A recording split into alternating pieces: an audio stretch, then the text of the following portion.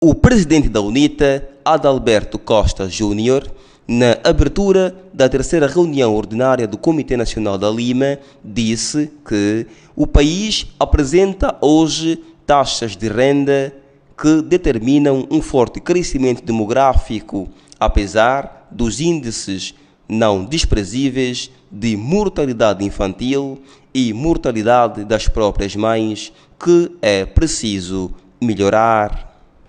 O empoderamento da mulher deve ser visto como uma conquista convicta e produto do que ela representa e que se traduza de forma natural. Só com essa visão, a mulher pode participar na vida pública de forma livre e independente, conferindo-lhe um ascendente na contribuição para a construção de uma sociedade livre e melhor para todos. Mamães da Lima. O país apresenta hoje taxas de natalidade elevadíssimas, que determinam um forte crescimento demográfico, apesar dos índices não desprezíveis de mortalidade infantil e mortalidade das próprias mães, que é preciso melhorar.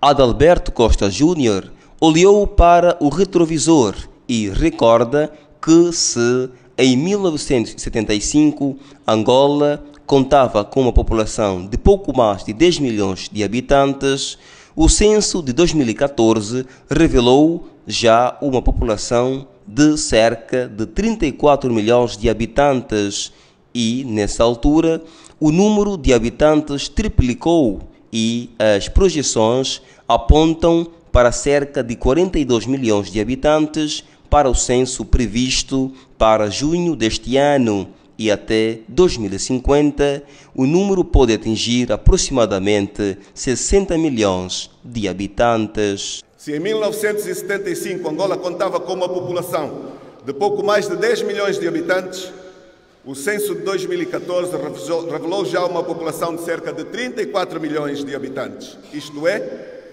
o número de habitantes triplicou. E as projeções apontam para cerca de 42 milhões de habitantes para o censo previsto para julho deste ano e para aproximadamente 60 milhões em 2050. Se este crescimento, nesta progressão geométrica, é por si só um aspecto crítico, mais crítico se torna se tivermos em conta a forma profundamente assimétrica que o caracteriza, com grande pressão sobre os centros urbanos e o litoral de uma forma geral, e uma desertificação acrescida e crescente do meio rural. Estas distorções demográficas são o resultado direto da falência das políticas, e em particular das políticas económicas e sociais delineadas nos últimos tempos, que sobrevalorizam os centros urbanos e tendem a ignorar simplesmente o meio rural. Daí o crescimento macrocefálico de Luanda, e nomeadamente de Benguela, como exemplos de cidades. O meio rural só entra nas prioridades do investimento quando se trata da compra do voto, o célebre Coenda. Para corrigir essas distorções, é imperioso que a nossa economia cresça nos próximos anos, disse o líder dos Maninhos. Para corrigir estas distorções, é imperioso que a nossa economia cresça nos próximos anos em níveis sustentáveis, para que, no mínimo, possam ser satisfeitas as necessidades básicas desta população demasiado carenciada. Sejam eliminadas as extensas bolsas de pobreza, sejam definitivamente projetados o desenvolvimento sustentável do nosso país. Não existe no nosso país uma relação lógica entre o crescimento da população e o crescimento económico, tendo como consequência o aumento da pobreza, a falta de escolas, a falta de serviços públicos, projetados muito aquém da realidade dos números. Nós precisamos de produzir riqueza para poder distribuí-la com base no princípio da justiça social e do tratamento igual para todos.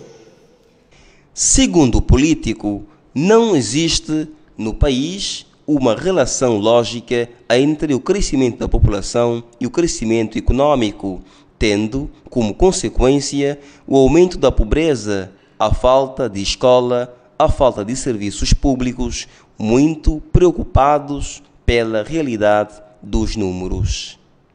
Minhas senhoras meus senhores, mamães da Lima, como se vê, mais uma vez mostramos aqui que o partido do regime não tem para Angola uma agenda de desenvolvimento, mas tão somente um projeto de poder, ou seja, está apenas preocupado com a manutenção do sistema do partido-Estado.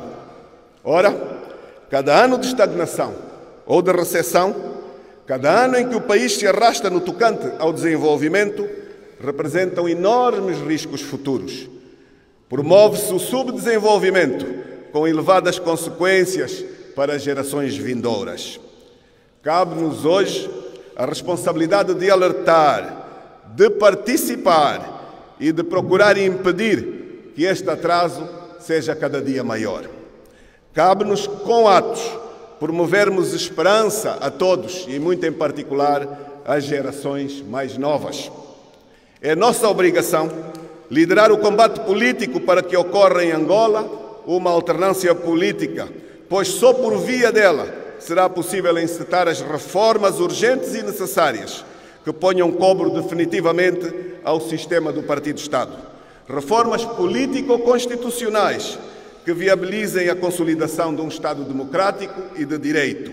Reformas profundas no modelo económico que conduzam a uma transformação radical da estrutura económica, saindo de um modelo monodependente para uma forma mais diversificada, que explora extensivamente as enormes potencialidades do nosso país, respeitando os limites impostos pelas questões ambientais, que são uma matéria de extrema importância.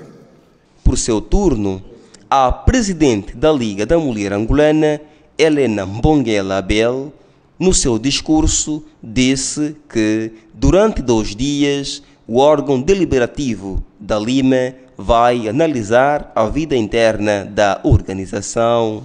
Durante 2 dias, o órgão deliberativo da Lima vai analisar a vida interna da organização, o seu contributo e a sua participação na vida política, econômica e social do país, que clama por mudança urgente de regime. Esta 3ª reunião ordinária do Comitê Nacional da Lima realiza-se sob o lema Lima, empoderar mulheres para as autarquias. Trata-se de um lema desafiador, pois chama a consciência de responsabilidade patriótica da mulher, filiada na Lima, para melhor servir, seguindo 2 objetivos.